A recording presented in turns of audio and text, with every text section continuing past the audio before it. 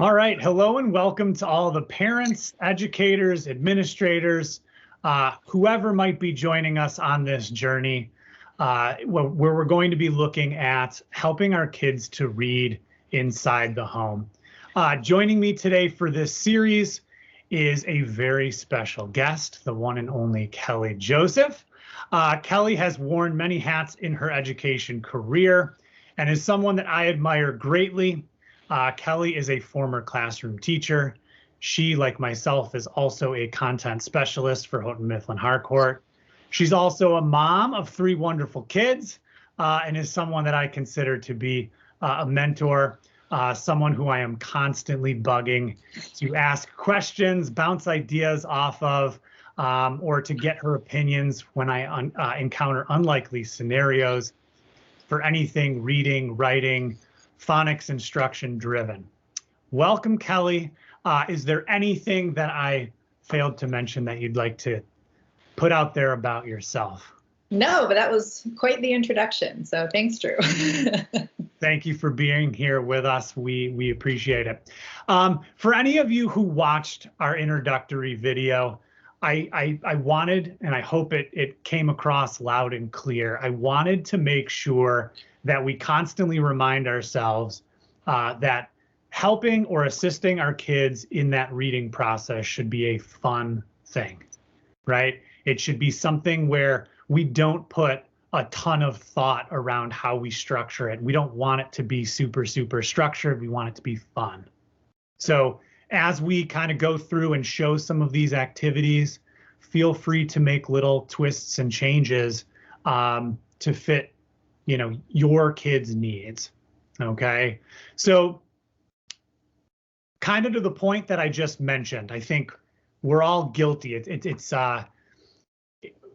something we're in all facets of life, we overcomplicate things, right? We overthink. So the first question I have for you, Kelly, is what is the most simplest thing that a parent, a guardian can do with their child to promote reading at home? I always tell my former families of my students that the number one thing that you can do to support increasing not only reading achievement, but a love of reading with your children is simply to read to them. And I think reading aloud and having that comfortable, cozy kind of lap experience with your child where you just get to read and enjoy a book together is so incredibly beneficial for a number of reasons. And it's also not just for our little children either. Drew mentioned I have 3 children. I have twin girls who are now entering middle school. They're going into 6th grade in the fall. I have a little boy who's going into 2nd grade. And some people might think, oh, 6th grade, that's too old to read aloud to your children. They're reading by themselves. And they are.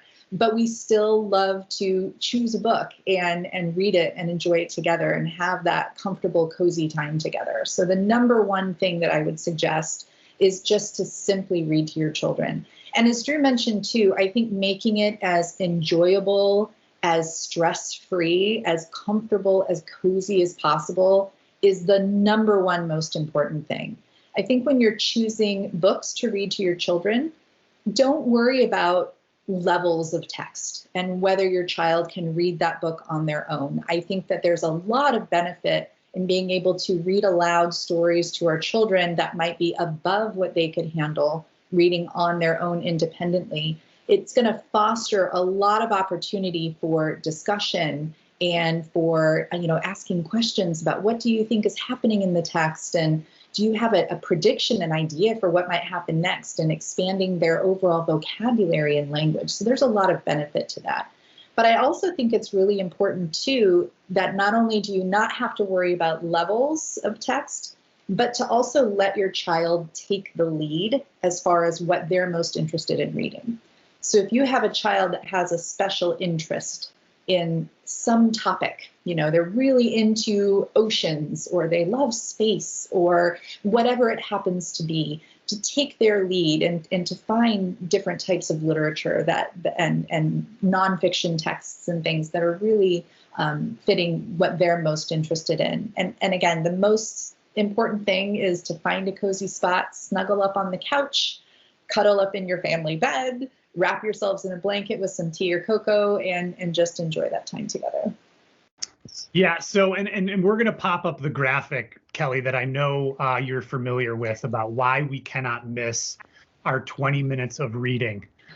If anybody's familiar with Malcolm Gladwell, right, that theory of like 10,000 hours worth of practice to be a master at something, kind of in the same vein. But in thinking about this 20 minutes, should we, hold ourselves to 20 minutes? Should it be every single day? What are your thoughts on that for starters? Yeah, I always think more is better in terms of reading with children. There's no amount that's too much.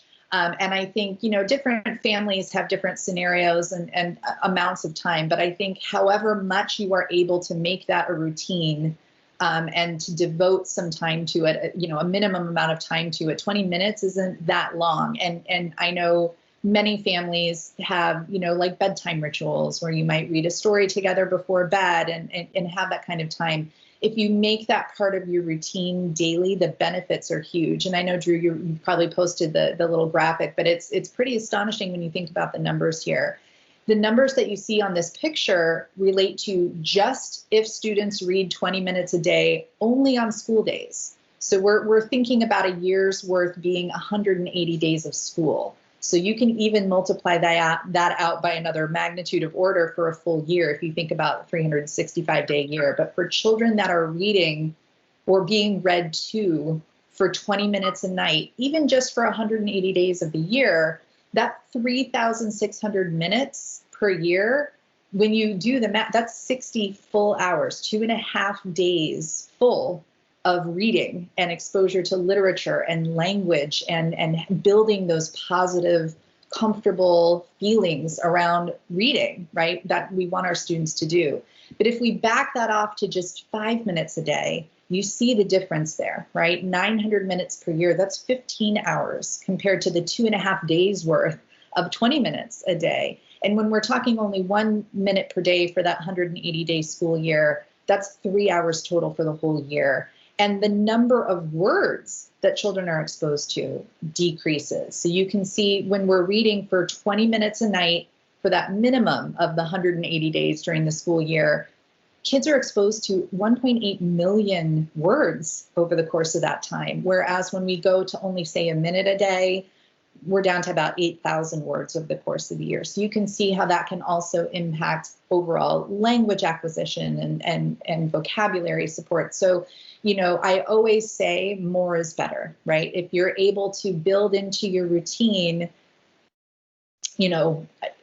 before bed even, that seems to be an easy time for families to just choose a story or a couple of books or read a few chapters out of a chapter book that they're interested in, and just spend that time cuddled up together for that 20 minutes. The benefits that your children receive are absolutely enormous from that. Yeah, and you hit on so many important things across, even if we're thinking about our kids as like a kindergarten or even pre-kindergarten student all the way through 12th grade, the vocabulary, the exposure to text. And what I'd like to try and do throughout our conversation is give specific examples, I guess, for like a kindergarten student, a 4th through 6th, and then maybe beyond. But maybe some things we've missed for those early on students, the page orientation and print concepts, right? Just for them to see and have exposure to how we read from left to right, from top to bottom. Asking our students to join us in a picture walk. What are some of the things you're seeing? Because we know oftentimes, and in the later stages when we start to talk about them reading independently, we want them to use those picture clues, right? So all of those things. Anything else, I guess I would say maybe for middle school or even, our elementary student in the middle sort of a thing that we missed or that we should add. Yeah, and I think, especially when our students get a little bit older and they are able to read on their own, and we hope that they begin to read for enjoyment, I think that there's still benefit for upper elementary, middle school, even high school to some extent, when you're reading text, especially that might be above their what they could read independently on their own, because you're becoming a really good model for what fluent reading should sound like.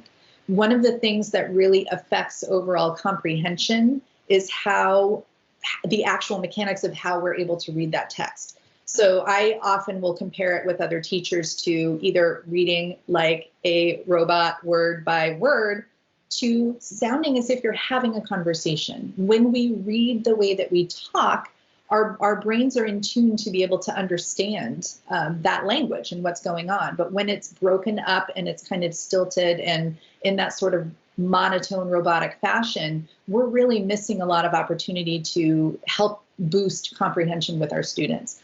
And so our children, even upper elementary, middle school, even into high school, in some instances, benefit from hearing us read in a way that sounds like conversation. And it's helping them and allowing their brains to be able to pick up more on what's going on. And it can really boost and support comprehension overall. So making sure that we aren't just saying the words on the page and then missing kind of the meaning, in helping our students understand, our children to understand, when we read to understand what's going on the page and what's going on in the story, and modeling that fluency and kind of what we call it prosody, the way that you sound when you speak, the expression that you use, how you even small things that you don't even think about, how we pay attention to punctuation.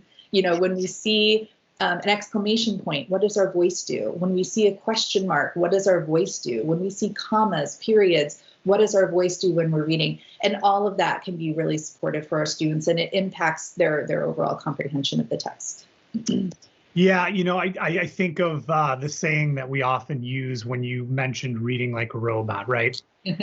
When we're talking early elementary, K through 2, teaching kids how to read, right? We think about that shift from learning to read to reading to learn, where we're no longer specifically just focused solely on reading the words, but we want them to start to comprehend. And I think reading like we're speaking is a huge part about a huge part of that.